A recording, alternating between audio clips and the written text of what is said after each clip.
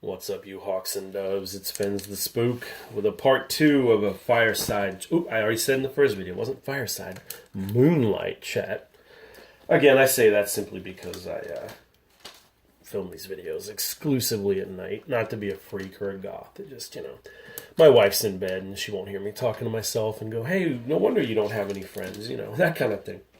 But that is it, honestly, guys. I don't have a lot of comic friends in the area. I'm sort of I don't know. Again, we'll kind of get into it here in a minute when we talk about the community and the marketplace. But again, this is part two, by the way, of the series. So if you sat through the 21 something minutes of rambling in the first one, I'll try to keep the comics moving a little faster here. I realize some of you are watching and not just listening.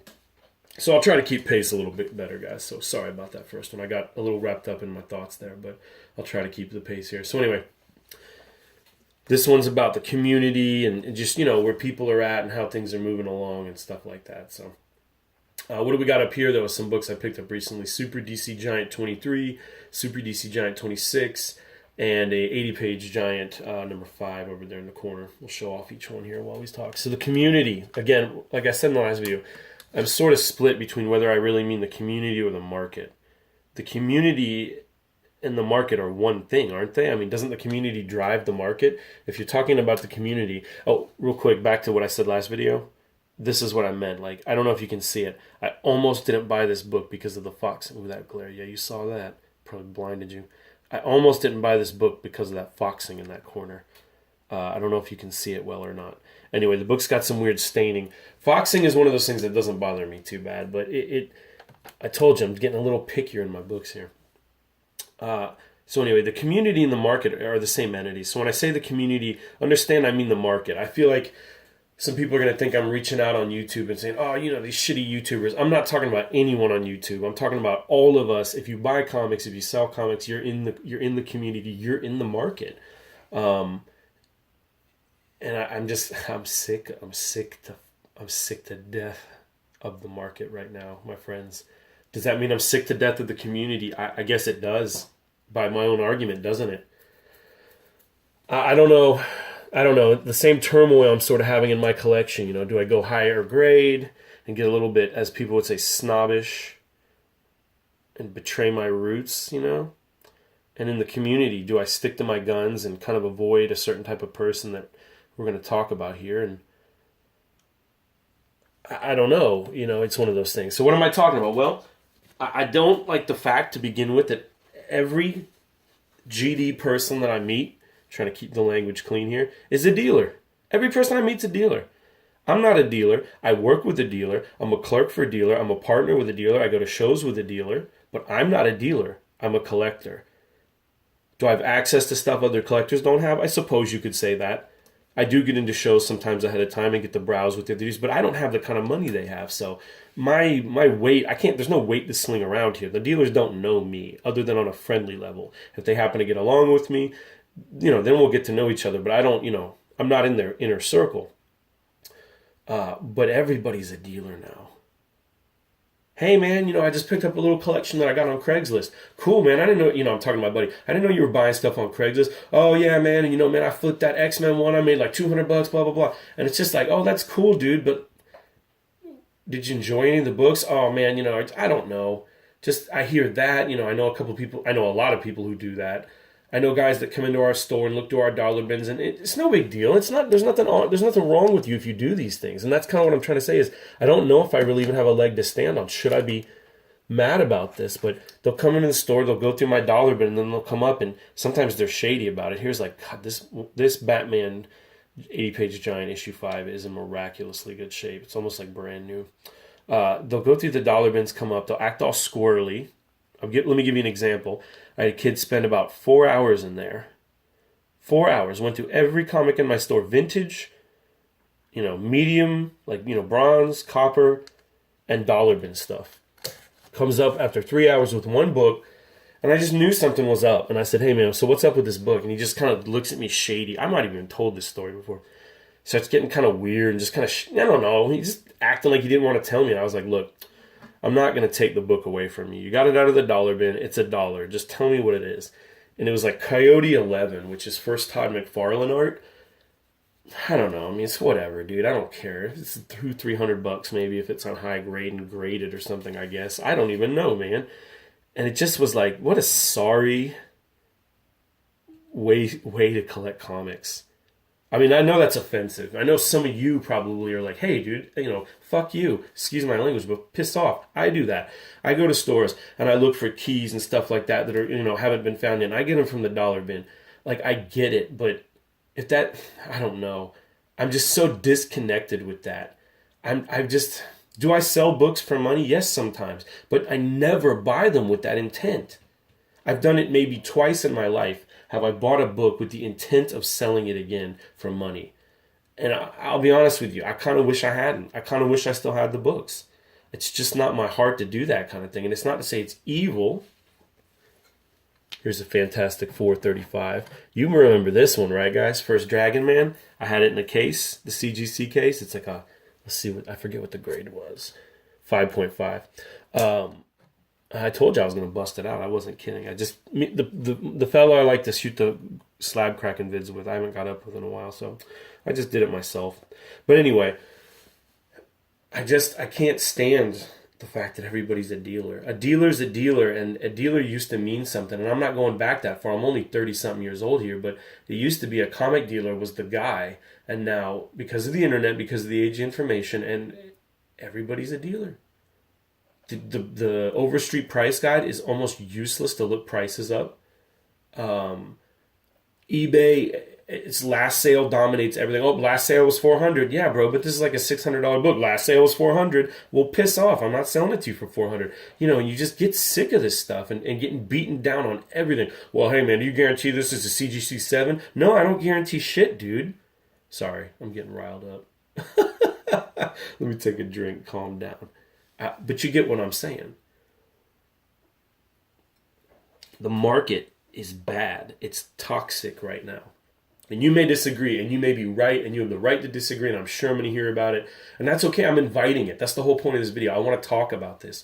I feel that the community is toxic. I feel the market is toxic. And again, when I say community, the market is the community, guys. We're the people buying the stuff. We're the people paying for these New Mutants 98s, and the fact that I can't even come up with a quick example, but the fact that books that just used to be nothing are now outrageous in price because of some CW appearance or something like that. It's making me sick. It's making me sick to my core, and it almost made me cool down to the point on comics. Another one I popped, Action Comics 296, broke that out of a slab as well. 4.5 on that. Pretty cool looking for 4.5, I thought. Again, I'm trying to stay away from super low grade books now. Again, I know that makes me sound super snobby, guys. Stick with me, please. Just bear with me. I know that sounds horrible. It's a transition. I'm trans collector. I don't know. Like in the you know what I mean? I'm collector fluid to the new PC language, but I don't know where I'm at with my collection. But yeah, so I thought that was a nice pickup there. Or actually, I've had that one. I just broke it out of the slab. But anyway, we're going to move on here in a second because I've kind of said my piece. But the fact that a book like, take a Todd McFarlane Spider-Man, whatever, any of the Todd McFarlane Spider-Man, not Amazing Spider-Man, just Spider-Man, those are dollar books. Those are $2 books, right? You get it graded, you get a 9.8, now it's a $60, $70 book.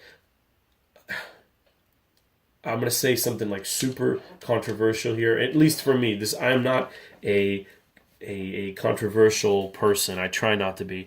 If you're buying that, man, you're a rube. I'm sorry, but it's just what I think, man. If you will pay $60 or $70 because somebody put a 9.8 on a book that you could get for $1 in effectively the same condition, you're a rube. And it's ruining the market. And I have friends that are rubes. And I've said this to their faces, so please understand, this is not something I'm saying, and I'm not trying to challenge anybody. I know that's, how do I say that when I said such an aggressive thing as to call people rubes? It's just how I'm thinking it, man. It's just where I'm at on things. I think you are giving the toxic behavior credence by doing that. Oh, I found this dollar book. I'm going to turn it into a $60 book by submitting it to CGC. Blah, blah, blah. It's a 9.8, 9.6. I'm so tired of hearing these numbers. I'm so tired of hearing about CGC. I'm so tired, Teen Titans #1. Again, CGC. Oh, this is CBCS 5.0. Broke that bad boy out. Another X-Slab. Great book. Love that Nick Cardy cover. I'm so tired of hearing about these slabs. That's why I break all these books, and that's why I pick these books to talk about. I break slabs now. Not to make a point. You know, we bring that one in because that one's super cool. I just won't have them, man. Comics are to be touched, smelled, read, handled, traded, shown. You're just... I guess what I'm saying, guys, if you're still with me, for the one person out there, my mom, who's still watching this video, hey, Mom, I've chosen my side on the argument. Do you know what I mean? I picked the side that I'm on, and the side I'm on is just purist. I'm a purist, man. That doesn't mean I'll never sell a book for money. That doesn't mean I won't take advantage of things. I'll be quite honest. I had I get the number, so I might have the number wrong here. Fantastic 445, maybe the first Inhumans, whatever it was. I bought it for $25, like in VG, very good shape back in the day. It was nothing, and the guy I bought it from was just like, "Why do you even want that?" And I was like, "Oh, Black Bolt's cool." When it blew up, and I could get $250, I sold that damn thing super fast. So there's no hypocrisy here. I'm just telling you flat out, I did it, but I didn't buy that book to flip it. I bought it back in the day because I thought it was cool. It turned out to have too much meat on the bone for me to keep it, and I let it go and turned it into this Teen Titans or something. Here's another book I picked up, Swing with Scooter. Love, love, love these teenage DC books. I think they're just the coolest, man. I really do. Plus, it's got a witch on there. Just great cover. Inside art is awesome, too. I'm a purist, man. I'm a purist all the way, and I reject where the market's at right now. The market's moving like a giant planet. So what I reject doesn't matter. What I'm into doesn't matter. My opinion doesn't matter. But I'm just telling y'all, that's where I'm at. I reject the market and the CGCs and again, I know you're gonna be like, yeah, that's because CGC ruined your Dead Man. It did ruin my Dead Man, damn it. But that's not the point, man. I feel like it's ruining comics. And there's this guy, his name's Greg White, and I'm not gonna slander nobody on YouTube. If you're in Florida, you know who Greg White is. He's this old hippie guy, accused of restoring a lot of books. You know, a lot of his stuff got caught with Color Touch when CGC started up, and he, just really went against CGC, and I feel like we all made fun of him, and I feel like I'm sort of understanding him a little bit. I mean, he was probably just covering up for his restoration getting caught, but he used to hate CGC. He said it was ruining the market, and I see it now. Golden Age books, man, you can't touch them anymore. Some of us fellas, the ones of us who have a modest income to spend on comics, there's books you're never going to touch, friends. And I don't mean just, Superman 1, Action 1. Brave and the Bold 28 is quickly going out of reach and may never come back again. Think about that. You may never get to own a book that, if you really saved and scrimped, you could own one day. But if the market keeps going on, the movies and the first appearances, even the Golden Age books are susceptible to this madness. And not all of it's just, movie stuff, but CGC, soon all the great books are going to be all slab. There's not going to be any raw ones. Anyway, moving on. We're done talking about this. Last thing I want to talk about. New video style. Sort of kind of in temporary beta mode tonight, but I wanted to borrow from a guy named After Comics, who is one of my favorites and one of the few guys I really do try to watch all of his videos. I've been on a backlist. I got a bunch to catch up on. Here's a bunch of Atoms I picked up. Atom 1, 5, and 6. And we'll go over those individually in a second because I love the Atom. I'm also keen into Hawkman at the moment. I want to do... Whoa, sorry about that glare, y'all. I didn't even catch that. Hope that's... Oh my god. If that's been going on the whole video, this really will never see the light of day. How embarrassing. I am thinking about doing a new series of videos where I'll say, like, okay, Ghosts, and I'll show off my Ghost collection, Ghosts being the DC horror. And I'll do just like After does. He'll bring his books out one by one, talk about them, just like I've been doing in this video. And hardly ever mentions them. Just talks about them and shows them off. What do you guys think? You think that'd be cool? That's what I think I'm going to start doing. I think from now on, when I want to do a series on a video, that's how I'm going to show series with multiple, many covers. It's just do like kind of what I'm doing tonight. Show you guys my stuff while we talk, while we chat. I'll have to, have some stuff to say. I'll have to think it out ahead of time because I just don't want to sit here and say nothing. And believe it or not, as rambly as this video and the last one was, I actually had this pre-planned a little bit. So here's my Atom one. This is something I'm super proud of. I have a Hawkman one as well. I'd really like to get a Green Lantern one. I like the DC ones. They're so rare and they're so beautiful. This is a great book.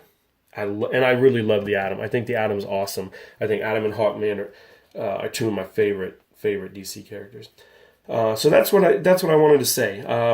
New video style coming up maybe. So check that out when it pops up.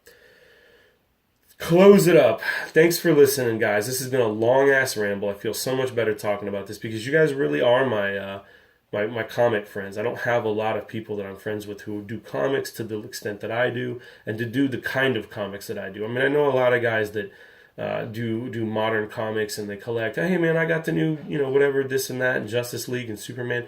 And I just don't read any of the modern stuff. I couldn't even make an opinion on it because I don't read it. I just don't have a lot of vintage collector friends, so it's you guys or them.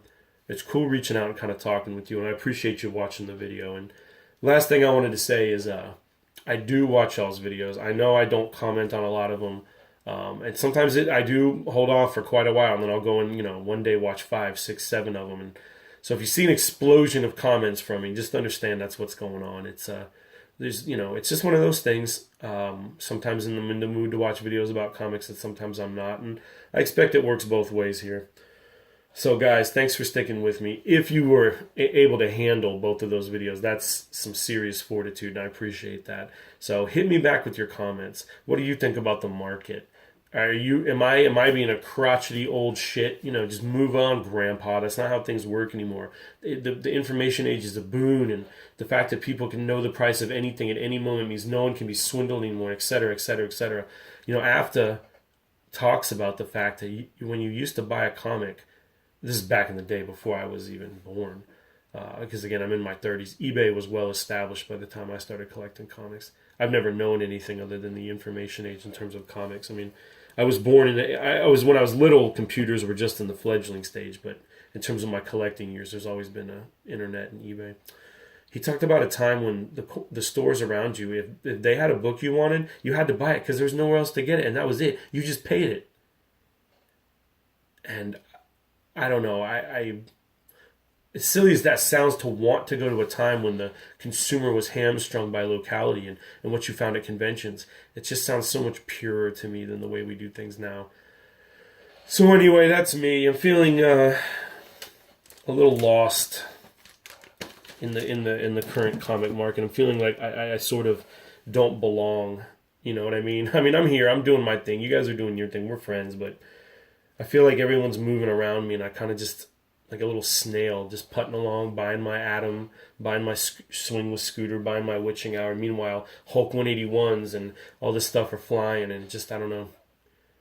It just, the market is just so weird right now. But anyway, we're going to shut it down.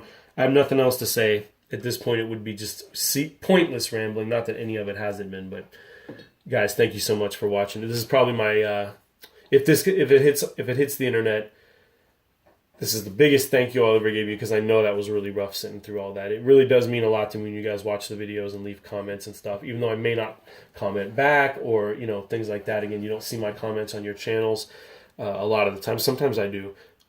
Just understand, I'm out there. I'm watching your stuff, guys. We're all in it together, all right? So hit me up. Let me know what you think. Tell me if I'm out of line. Tell me what you think of my comics. Just tell me what's up. See y'all next time.